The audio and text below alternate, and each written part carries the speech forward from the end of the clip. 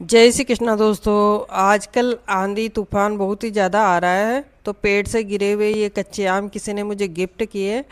तो मैंने इनसे बनाया आमचूर पाउडर। पहले 3 कच्चे आम से बनाया, फिर मेरे को लगा कि ये अभी बहुत ज़्यादा रखे हुए हैं तो इनसे भी बना लेती हूँ, तो फिर मैंने दोबारा फिर से बनाया। मतलब इतना आसान लगता है मुझे बनाना, तो मैं तो ये बना बना के सबको गिफ्ट करूँगी अब से। तो ये मैंने 3 कच्चे आम लिए हैं और इनको मैं अच्छे से धो लिया है। धोने के बाद पोंछ लिया है और इनको हम छिल लेंगे। और इस तरह से इन सबको छिलने के बाद हम क्या करेंगे, इनको रफली कट करेंगे। तो मैं आपको 2 तरह से बना रही हूँ, बहुत ही इजी तरीका है, एक ही दिन में बनकर तैयार हो जाता है ये अमचूर पाउडर। और हम सालों साल चलता है, क्योंकि कच्चे आम तो इसी सीजन में आते हैं, फिर नहीं आते, तो इस समय हम बनाकर पूरे साल के लिए स्टोर करके रख सकते हैं और बहुत ही काम आता है हमारी किचन में ये। तो इनको रफली कट कर लेंगे सबको हम। इनको कई तरह से, इतना आसान तरीका बता रही हूँ, मतलब पुराने समय में तो इनकी लंबी लंबी स्लाइस कट करते थे, फिर सूखती नहीं थी कई दिनों तक, तो उसमें बहुत ज़्यादा टाइम लगता था।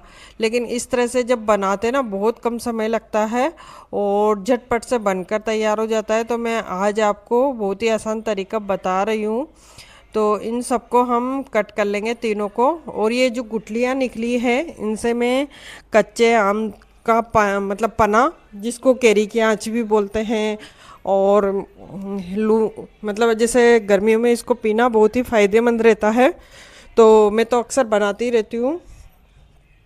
तो इनको अच्छे से पीस लेंगे हम अब कच्चे आम को, और पीस के इनका एक महीन पेस्ट बना लेंगे। तो इस तरह से बनाते हैं ना, तो एक ही दिन में बनाकर बनकर तैयार हो जाता है। तो मुझे तो बहुत मज़ा आता है इसको बनाने में। तो पीस कर मैंने इसका पेस्ट बना लिया है।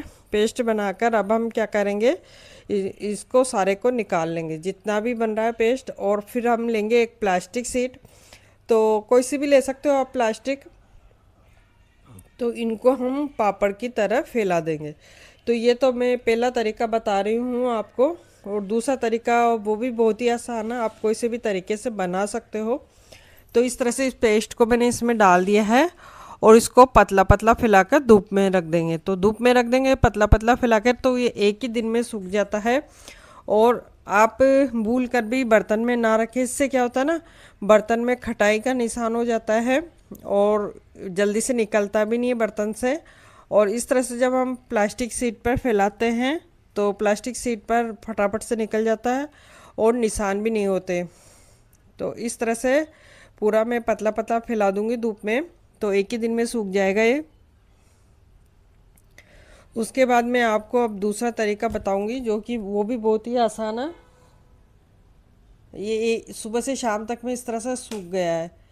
और अब मैं दूसरा तरीका बताने जा रही हूँ आपको।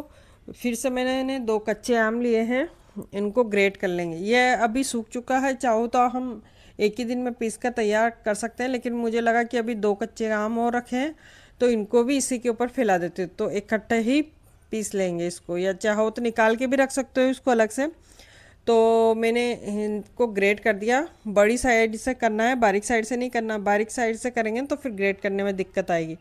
तो ग्रेटर में बड़ी साइज जो होती है, उधर से इस तरह से ग्रेट कर देंगे जितना भी आपको करना है।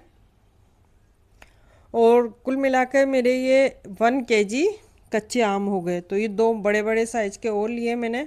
अब इनको भी इसके ऊपर स्प्रेड कर देंगे इस तरह से, और फिर धूप में रख देंगे।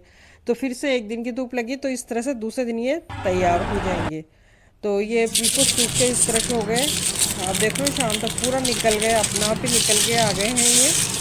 तो अब हम इनको, इनकी जो आवाज़ है वो आपको सुनाई दे रही होगी, कितना क्रंची, कितना सूख गए तो कितना अच्छा आवाज़ दे रहे हैं, मतलब आवाज़ हो रही है। और अब हम इनको पीस लेंगे मिक्सर ग्राइंड में, महीन पीस लेंगे, और हमारा ये सालों साल चलने वाला आमचूर पाउडर तैयार हो जाएगा, जो कि मार्केट में तो बहुत ज़्यादा महंगा मिलता है।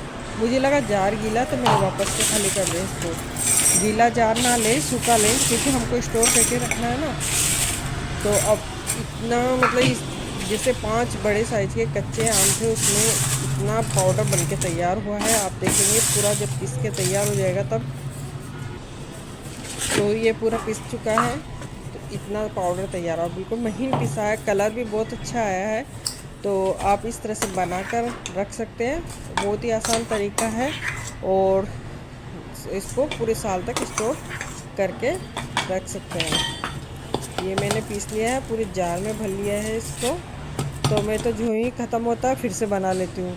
तो आप भी ये तरीका ट्राई करें और कमेंट करके बताएं कि आपको ये मेरा तरीका कैसा लगा, कौन सा तरीका ज़्यादा अच्छा है।